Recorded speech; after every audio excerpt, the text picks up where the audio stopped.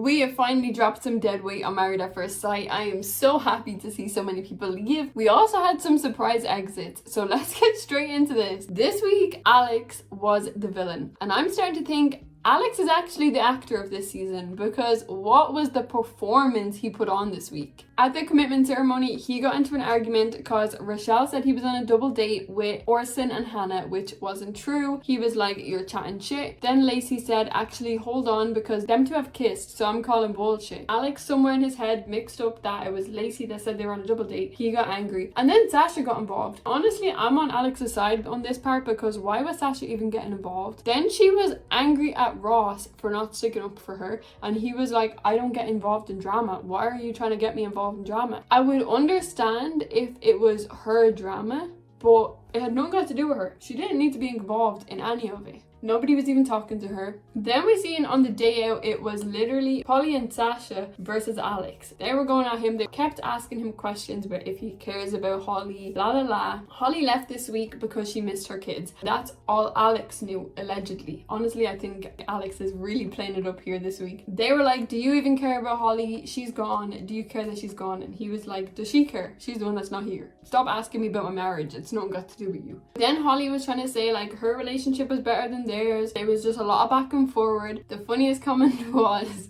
Alex told Sasha she's wearing fake jewelry, she has no money, she's fake. He'll drive past her in Birmingham in his Range Rover. Honestly, I don't know what possessed him to go crazy like that, but he did. Sasha was upset, understandably. Honestly, it was a good argument. I thought it was quite funny, quite entertaining. He told Polly like, you can't come at me, your husband doesn't even like you. You had to force him to do the bare minimum, which is not a lie. But Holly did leave to go and see her kids. We've seen her return this week, and honestly she came back with a bit of a attitude, right? She's done. I think this is end game. I don't think it's going to continue past this week. I think they're finished. Actually, it will continue because Alex is going to say stay. I think that they're done. I think Alex has realized that he's not going to stay with Holly, and they just need to write it out now, so he's just taking the absolute piss. The way he put on the fake smile and the fake persona to apologize to Lacey and Polly, I have never even seen him speak that nicely to Holly, so that's why I think he is absolutely bullshitting. Even if we think back to the commitment ceremony, I don't think he was saying anything out of order, but Holly was like, stop making a scene, stop acting up, stop talking to people. I don't actually think he was even saying anything, so I think she was starting for nothing there. I think Holly and Alex will be the next out, but maybe they'll make it up. Maybe Holly will stop being so frosty once she gets back into the apartment, but right now she is like,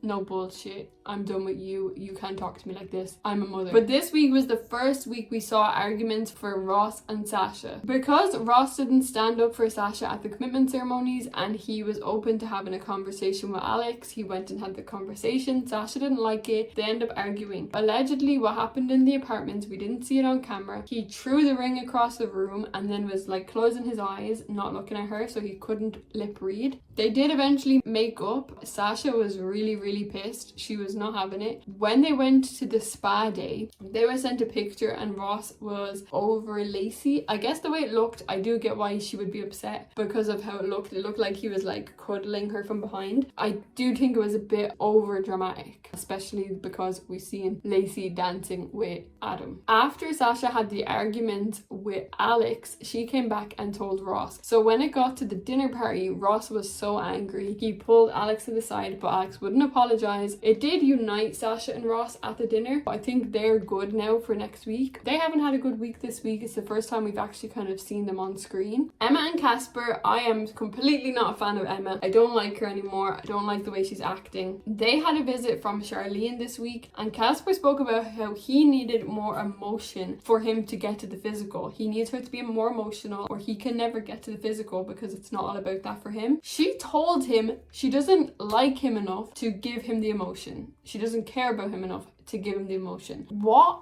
Like, but then she expects him to just be physical with her and sleep with her and do all that, but she doesn't like him enough to give him emotion. How does that even make sense? So then he told her, okay, I'll practice the physical stuff. I'll take Charlene's advice because I want to get better for my future partner, for my future wife. She didn't like that. She was like, he's wearing a ring but talking about future partners. Well, you just told him you don't like him enough to get emotional with him. So why should he not think about the future? Because clearly it's not going to work. But at the dinner party, we did see a montage of Emma kind of realizing that they're halfway through the experiment, everybody else is in love, and they're just not going to get there. I think this week might be a leave from them. We might see them actually leave unless Casper surprises us with a stay, but I don't see that happening. I think Emma at this point is literally just manipulating him. She wants to just be physical with him. It's not been fair for weeks. Adam and Polly seem closer than ever. May I say, they are probably the strongest right now, which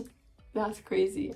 That is crazy because I've been their biggest hater for the last few weeks. Not even, okay? I had reasons. Now they're like having romantic dinners. He's putting in the effort. I am really surprised though that Polly didn't absolutely go through the roof at pictures of Adam and Lacey dancing. She didn't seem to care. It was her best friend, so it is what it is. That's not my place to get angry for her. Cracks are also starting to show for Kieran and Christina.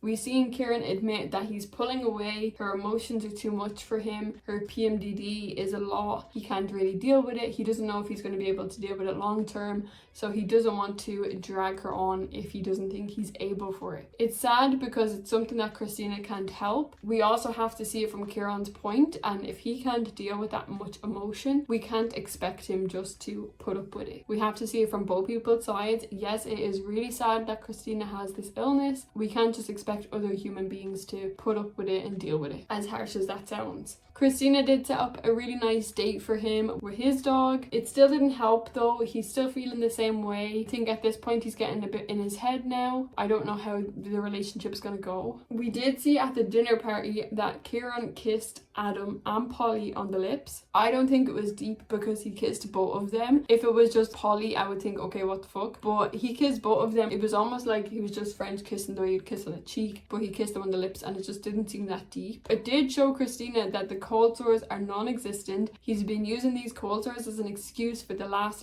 since the honeymoons, and that's why they couldn't be intimate with each other. I'll be honest, he's been on screen. I have not seen any cold sores. She's been living with him. How can she not see that they're not present? I don't know if they're going to survive. They've been the strongest. Yeah, I don't know if they're going to survive. It is what it is. I really love Amy and Luke together. They got really close again this week and I just think they're a great match. I do like how Luke is always there for everybody. He was there for Sasha when she was upset, but then he was also there for Alex to make sure he wasn't alone when they were ganging up on him. He was like, hold on, I was there, that's not what happened, which was good to see because everybody else just sat there and watched it. Luke is a really good addition to the group. Him and Amy are also great together, so I can see them going pretty well. Nothing on Lacey and Nathan this week. Nathan is just Nathan.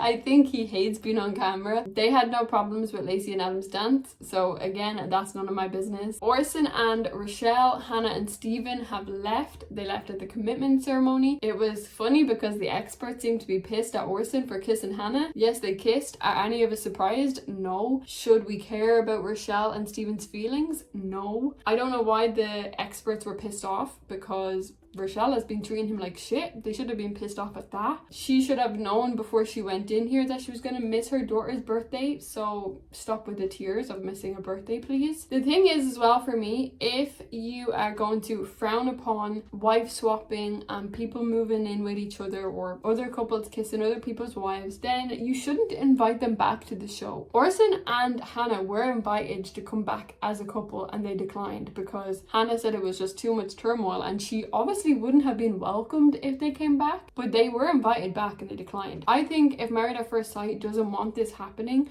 they shouldn't be promoting it by inviting the couples back. It should be go on your own terms. Otherwise, we're going to see it every single year. I'm glad that Hannah and Orson turned it down and didn't come back. The biggest surprise this week was Shannon and Ryan left. I think we've not seen the actual argument. They both said different kind of stories. Shannon said that Ryan told her he was acting, all of it was not real, he was putting on a front, and that in front of the cameras he's completely fake and he's not the same person behind closed doors. They apparently argued over shoelaces. There has to be more of a story there. They're great in front of camera and then when they argue they just completely disappear. I don't know what's happened with them two, but they both left. They literally didn't even hold out till the commitment ceremony, which everybody usually shows up for. They're gone just like that. What do you guys think happened there? We need to discuss this. They're just letting it slide on TV like nothing happened. They were one of our strongest strongest couples. But I am glad this week we dropped a lot of the stupid couples. I'm so glad we didn't enter any more couples. I feel like this week we're going to lose another couple, potentially Casper and Emma. Let me know your thoughts on this week, and we are getting closer to the end. Who is going to remain in a relationship at this point?